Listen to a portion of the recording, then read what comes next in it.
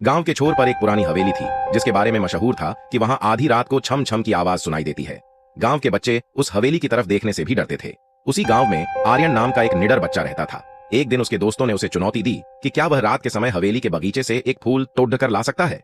आर्यन ने अपनी बहादुरी दिखाने के लिए हाँ कह दिया। आर्यन रात के 12 बजे टॉर्च लेकर हवेली पहुंचा। चारों तरफ सन्नाटा था, बस उल्लुओं के बोलने की आवाज आ रही थी। जैसे ही उसने हवेली के गेट पर पैर रखा उसे सुनाई दिया छम छम छम। आर्यन का दिल जोर से धड़कने लगा। उसने टॉर्च जलाई लेकिन रोशनी थोड़ी धुंधली थी। आवाज हवेली के बरामदे से आ रही थी। वह धीरे धीरे आगे बढ़ा। अचानक एक ठंडी हवा का झोंका आया और उसकी टॉर्च बुझ गई। अंधेरे में उसे दो चमकती हुई आंखें दिखाई दी। आवाज और तेज हो गई, छम छम छम।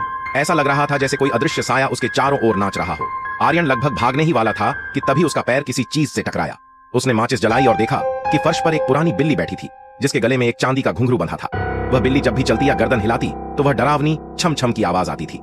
तभी बरामदे के पीछे से एक बूढ़ा आदमी हाथ में लालटेन लेकर निकला। वह हवेली का पुराना चौकीदार था। उसने बताया, बेटा, लोग डरते हैं इसीलिए यहाँ नहीं आते और मैं अकेला रहता हूँ। ये बिल्ली ही मेरी साथी है।